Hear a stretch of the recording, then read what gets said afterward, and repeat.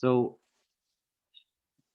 I'm an identical twin, and I'll bet when I was a baby that I was the whiny one because I look back at my life and I look how things have affected me, and in good and bad ways. And it just makes life so much richer and deeper. And I always thought that everybody felt the same way, just like all these different, psychic abilities and things like that. You think everyone else has seen these incarnate beings or ghosts or something, and it's actually just you. But as it turns out, there's about 20% of the population, something like 1.8 billion people, that are highly sensitive. And there's a movie that I just watched that really helped me to kind of get a more insight to this. It's called Sensitive, and it stars Alanis Morissette as one of the sensitives. And they got all these doctors and leaders who are all sensitives. And I think about like what one perception of a sensitive, highly sensitive person might be is that they're so sensitive that they can't do anything, that they just cry so easily that they can't get any work done, they can't go out there in the world. Well, it's not necessarily that. That may be some other condition. But what I've seen for myself as being a highly sensitive, that I'm also very empathic, that I can feel people's feelings, and I can just, by seeing them in front of me, I can feel what kind of emotion that they're going through because I feel it inside myself. So when I do shamanic healing with my friend Jonathan for other healers, that feeling just comes into me. And I've had people ask me, how do you protect yourself when you're around all that energy and the feelings of? And the way that I do it is that I realize that we are not separate. We're one being, and we're split out into all these 8 billion something beings. And so if they're feeling something and I'm feeling it, then it's inside of me too. So what I do is I kind of open up my pipe to completely feel that, so there's no resistance, and so I completely feel it. And then if I leave that completely open, it just washes right out of me. Next thing I know, I'm feeling back to normal again. But if I were to resist that and just go, oh my gosh, I can't believe they're feeling sadness and depression. Oh my gosh, they're feeling anger, and resist and try and put my hands up, then it's just going to create friction and cause me some hardship. So it's worked really well for me to just be open to it. I remember when I was a kid, there was a kid in elementary school that said that I called him a name, and he said they wanted to fight me. And I look back at that time and how overwhelming that must have been for anyone else. That might have been like, well, I'll just fight him. Well, it was just overwhelming that he had that opinion of me, that he wanted to fight me, and I didn't say that about him. And it just kind of overwhelmed all my senses, so that when it came to fight him, I just stood there and he punched me in the stomach. And I just, tears just welled up in me. And it was all this overwhelming feeling that there was someone that had so much anger inside of them. And I had so much, like, even now I'm feeling emotion about it, that I have so much empathy and compassion for him for having so much pain inside of him that he needed to, you know, um, attack another person. And after that incident, something happened to him with his one of his really good friends that was super traumatizing. And then from that point on, he just kind of went downhill. And I just, to this day, I just have great, it just brings up tears inside of me thinking about his pain. I remember when I was 12 years old, I was playing next door with the other kids, and a cop car came to my house. And everybody, they came up to me, hey, there's a cop at your house. And I was like, oh man, they caught me, you know. But as it turned out, my dad was killed in a car accident, and he had been working two jobs, and he used to drive a Land Rover, and apparently he maybe fell asleep at the wheel, and he crashed into a ditch, and he was killed instantly. And of course, that was devastating to me. But one of the things that I remember is one of my relatives putting their hand on my shoulder and looking at me and saying, don't cry, you're the man of the house now. And could you imagine how overwhelming that must have been? And I see now that, it was too overwhelming for him. And that's the only thing that he could come up with. And that probably brought up a lot, brought up a lot of fear in him. But I think like in that moment, I just looked at him and I just thought, that is such crap, you know. But there was so much going on in that time in my life that was just the world was too overwhelming, and I find myself sometimes still I can't go to Vegas, or if I do go, it's too much. It's too much. It's like sensory overload. If there's a movie that's overwhelming, like so much action, I could watch it, but it's just really overwhelming. If I go to a party, I really want to be there for about a half an hour, and I want to go home. And it's not because I don't love the people at the party, and I'm not a fun person, that I don't like the party. It's none of that. It's just that sometimes the energy there is just too overwhelming.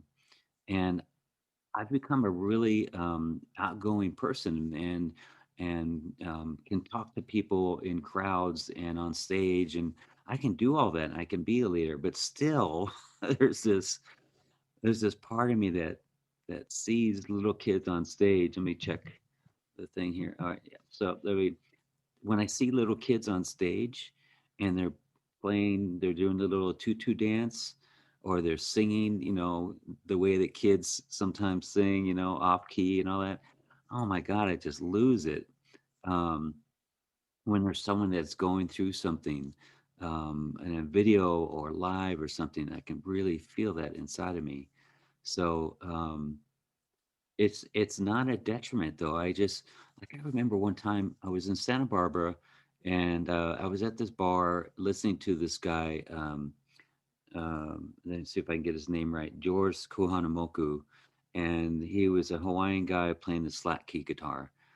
And I was sitting there at the bar, even with a drink in my hand, and I was I think I had a flip phone at the time. That's how long ago it was. And I was videotaping this guy, and I was just in tears. And he was just playing the guitar and singing. And I remember calling up my brother that night, and I was crying. And I think I said something like, "Sometimes the world is too much. Sometimes it's overwhelming. It's too overwhelming for me." And I didn't even know what I was talking about, but I was just overwhelmed with the beauty, not with sadness or depression and anguish and all that, but with the beauty. That's what can be overwhelming. And there's this idea that highly sensitive people just can't work in the world, or that they get too depressed. It can be that way, but it's for me, it's like the world is so beautiful, and when it's not beautiful, that's overwhelming because I know that it can be beautiful. It's like it feels like sometimes that I've come from a planet that the society, the way that people live, they live for hundreds, if not thousands of years because they live in love.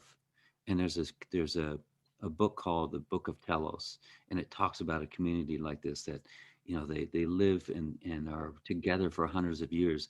And when they get into a relationship, it's all this sacred experience. When they have a child, they go through this deep sacred training to bring a life into the world, and it feels like I've come from that, and then I come to this crap sometimes, and it's just it really hurts my heart. So, part of the work that I need to work on is being okay with the world, being okay that the world isn't a place that I want it to be.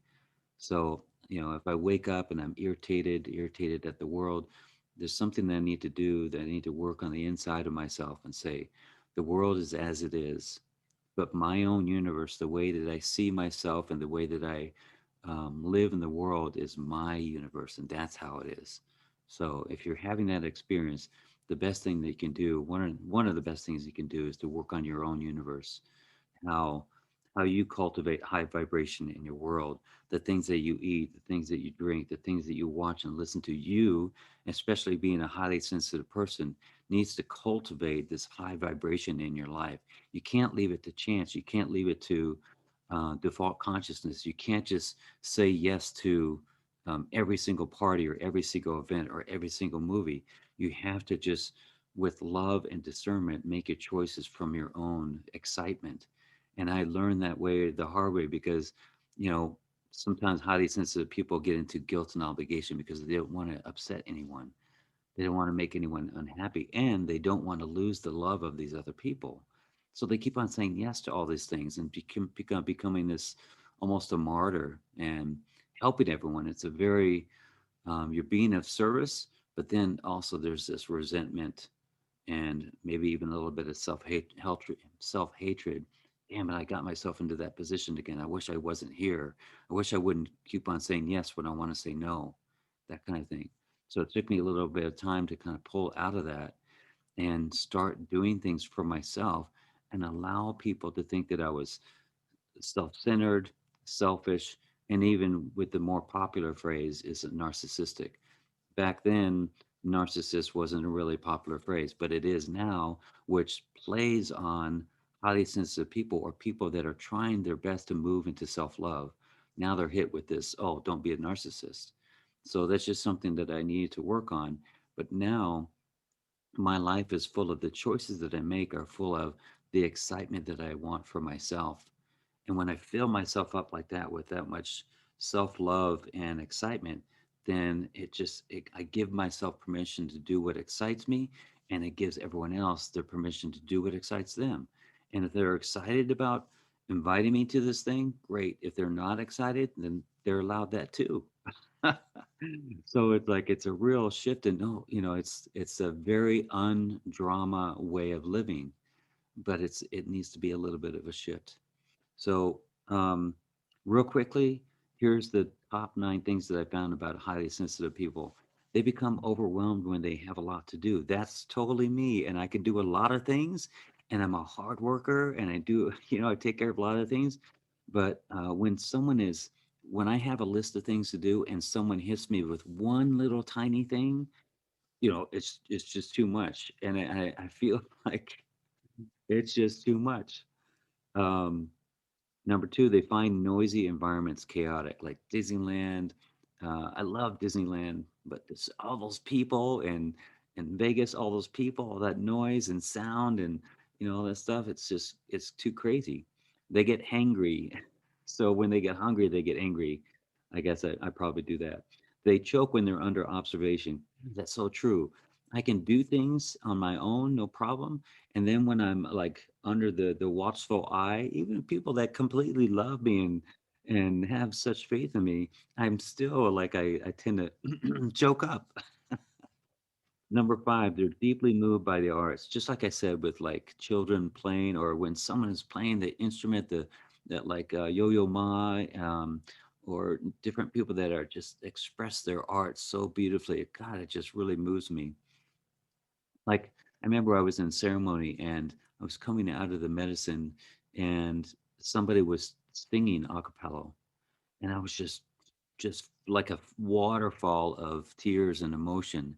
And the thought was, I'll never recognize and be appreciative now then as I am now of their voice, of their ability, excuse me, their ability to communicate. That was just they're communicating with their voice. I know it sounds really weird, but I was just taken by that.